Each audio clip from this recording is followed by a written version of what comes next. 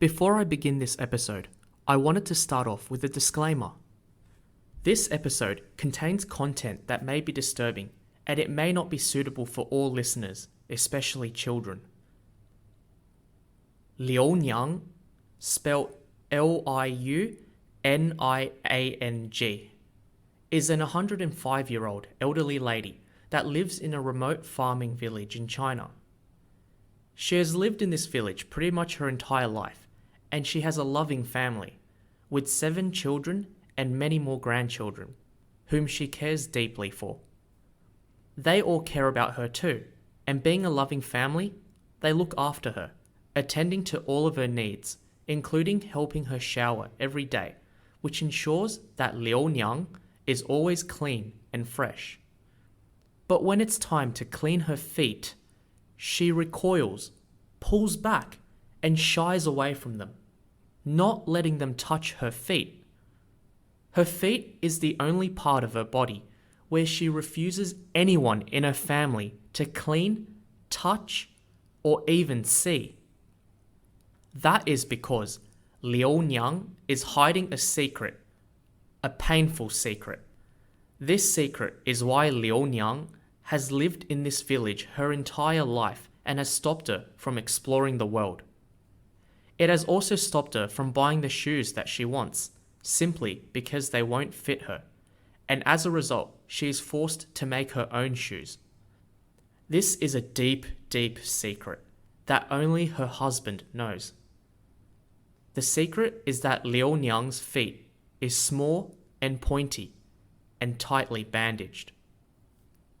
Today, I'm going to talk about the infamous Chinese tradition of foot binding, which some of you may already know and hopefully haven't experienced yourselves. Writing this script for this episode was hard for me because I was so disturbed and disgusted by the content during my research that it took me a while to get my head around it. G'day everyone, I'm your host Stephen and welcome to another episode in the Bamboo History Podcast. For those of you who are new, I'm a Chinese Australian guy who got hooked onto Chinese history from a young age and decided that during COVID lockdown to start making podcasts about it. My focus will be on Chinese history, but I'm hoping to expand my topics into the history of neighbouring East Asian countries as well.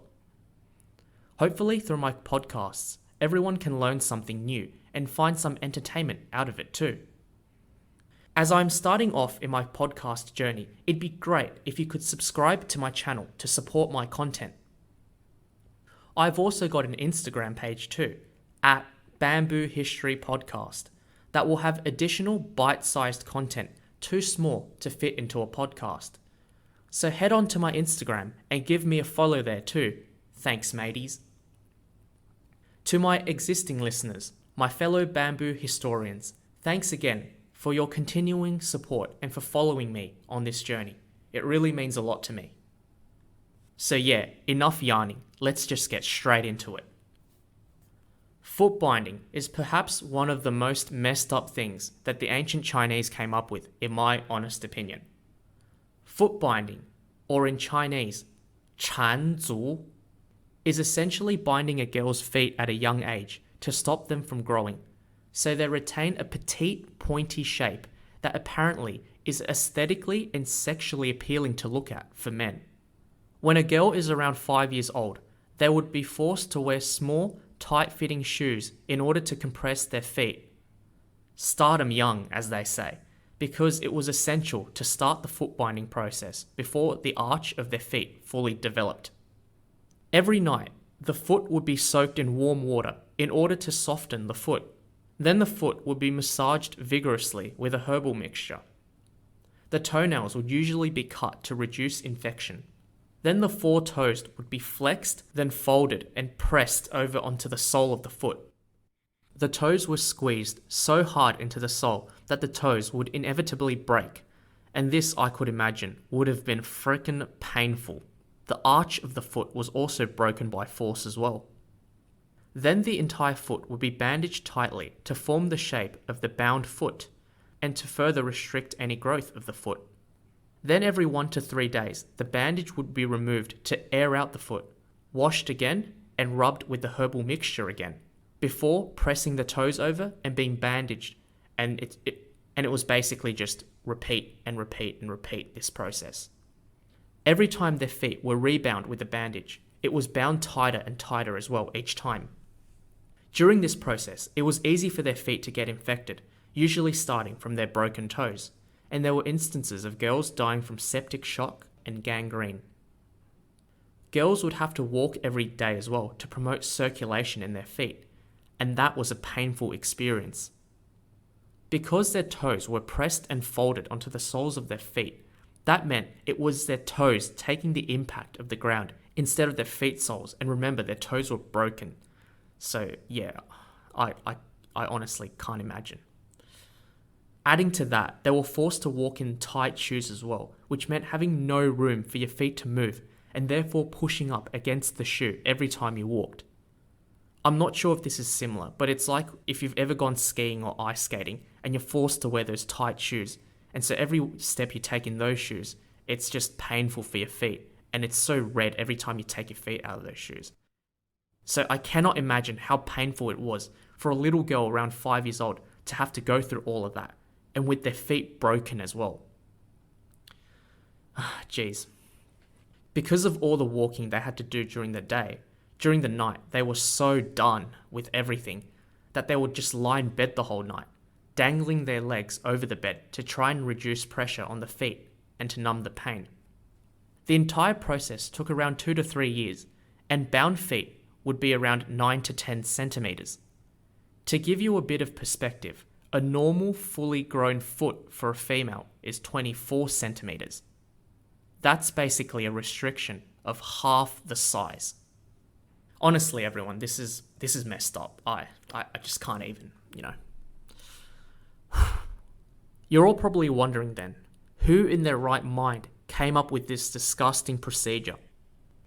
There are many origin stories of foot binding, but the consensus is that it became commonly practiced during the Song dynasty, which was a period of China during the 10th century to the 13th century. I'll talk about two of the origin stories that seem to be the most popular. The first story is set in the state of Southern Qi, which was a dynasty that existed during the Northern and Southern dynasties period in the 5th century. The Southern Qi emperor at the time, Xiao Baojuan, spelled Xiaobaojuan, had a concubine at the time, which I believe the modern 21st century equivalent is called a, quotation, side bay. The concubine's name was Pan Yunu, spelled Panyunu, and she was described as a very beautiful woman, which, is fair enough for an emperor's wife, who I am sure only selected the beautiful ones. Pan Yunu was, however, more famed for her feet, which were small and delicate, which meant every time she walked, it was as if lotus springs from her every step. There's no evidence though that Pan Yunu had her feet bound, but it is speculated that this was when they first started to describe women with bound feet as having lotus feet. If you don't know what a lotus is, it's a really good looking flower. The second story is a more legit version of the origins of foot binding, and this story occurred 500 years after the first story of Pan Yunu, and this story occurred during the 5 dynasties and 10 kingdoms period of China. And as the name suggests, during that period, China wasn't unified and it was split up into multiple countries. One of these countries was called the Southern Tang. The emperor of Southern Tang at the time was called Li Yu, spelled Liyu, and he had a concubine named Yao Niang, spelled Yaoniang. Yao Niang was rumored to have been of half Han Chinese and half Turkic or Central Asian descent, and as a girl, Yao Niang grew up in poverty. As China back then was male-dominated, the only way for her to change her life was to find herself a good man to be with, and obviously the best man at the time was the emperor himself. Luckily for Yao Niang, she had a talent for dancing, and when she was 16, she was selected into the palace as a dancer. When Emperor Li Yu saw her, he was immediately attracted to her appearance. most likely because of her mixed Chinese and Central Asian features that would have set her apart from other Chinese women. And so Li Yu took her in as a concubine. For Yao Niang, it was a dream come true for her. Being one of the emperor's wives meant that she could live a large life and not have to face poverty anymore. To her, the emperor became her one true love, and she would do anything to win his affection. That meant utilizing her dancing talent to entertain him. So every time the emperor watched her dance, he was like, wow, she's so good looking, bruh. One day, the emperor decided to erect a 6-foot tall golden lotus and asked Yao Niang to dance on the lotus. Yao Niang practiced for ages just to get up to that 6-foot stem onto the lotus, before realizing that there was barely enough room on that small golden lotus to dance properly. Realizing this was the best opportunity to gain further favor of the emperor and for her one true love. Even though for the emperor she was one of many. She decided to bind her feet into a crescent moon shape in order to dance on that lotus. And it was said that she danced so gracefully with this golden lotus dance that the emperor was like, wow. Was so attracted to her and this dance that he loved her even more after that. So yeah, that's the story. And anyhow, there isn't any clear evidence that this story of Yao Niang also led to the practice of foot binding. But in the next couple of 100 years, it seemed as if women in upper-class families began to bind their feet. During the later Yuan and Ming dynasties, foot binding reached the height of its practice, and it also became widespread amongst the commoners as well. Foot binding was primarily done by the Han Chinese, so when the Manchu people conquered China and founded the Qing dynasty in the 17th century, they were disgusted by this practice and tried several times to ban it, but to no success. So why was foot binding so popular? As 21st century earthlings, we find it so messed up, and yet it was so popular for over 800 years in China. Firstly, Chinese men back then found smaller feet attractive. Don't ask me why. And foot binding originated from this twisted foot fetish that men had back in the day. It seems that women having small feet had a central grace in the way they walked. In other words, stumbling around like a penguin. But hey, I don't share the same messed up fantasies as these guys. And apparently small feet, combined with the way they walked, and I'm going to quote from Howard Levy's book, Chinese Foot Binding, The History of Curious Erotic Custom, that small feet, combined with the way they walked, created a, quote, feminine mystique that was practiced by women to please men. There was a common Chinese saying as well during that time that a woman's small feet was comparable to 3 inches of golden lotus. So yeah, it obviously turned men on that women had small feet. And I honestly cannot understand why. And I'm also hoping that all our listeners out there find this very strange and, messed up as well. Secondly, and thanks to China being a male-dominated society, male support and desire for the smaller foot also led women to actively practice foot binding. This is similar to Yao Niang's story earlier, where she bound her feet just to please her one true love, Li Yu. Foot binding became a sort of status symbol for women. If your feet were bound, you were seen as higher class and more attractive to the male eyes. This was hugely beneficial for women because that meant they would be more likely to attract higher class and wealthier men that they could marry, giving them a chance to live a better life. Remember, women had minimal opportunities of making it by themselves in life without a man back then in Chinese society. An interesting side note was that the foot binding practice reinforced mother-daughter relationships, as the mother would mainly be the one binding the daughter's feet, so their time together was like a ritual. This was theorized as the reason why some women actually actively opposed banning the foot binding practice in the 20th century. I reckon, however, if any feminists are listening to this episode, they'll have a field day. The foot binding practice started to lose popularity during the late 1800s when Western ideas began filtering into China, and many Chinese scholars began seeing the messed up nature of foot binding. Liang Qichao, spelled Liangqichao, a famous Chinese intellectual during that time, said that foot binding was representative of the Chinese female being, quote, parasites, beasts, and slaves of the male.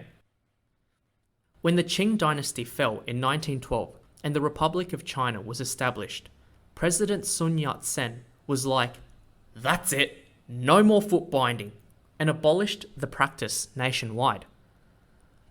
There were still many people that opposed it, and it was still practiced here and there until around 1949.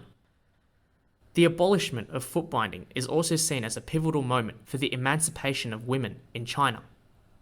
From our point of view, foot binding was a real effed up thing to do, and it's one of the things Chinese people did back in the day that wasn't so good.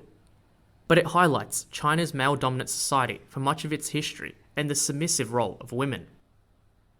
The important takeaway from this episode is for us all to be appreciative of our body and not to abuse or take any of our body parts for granted, as any alteration, for example, to one of our limbs could be disastrous and bring great inconvenience to our lives. Overall, this topic might have been a bit depressing for listeners, so I thought I would conclude this story on a personal and positive note. My great-grandma was born during the late Qing dynasty, and when she was a little girl, she initially had been subject to foot binding as well.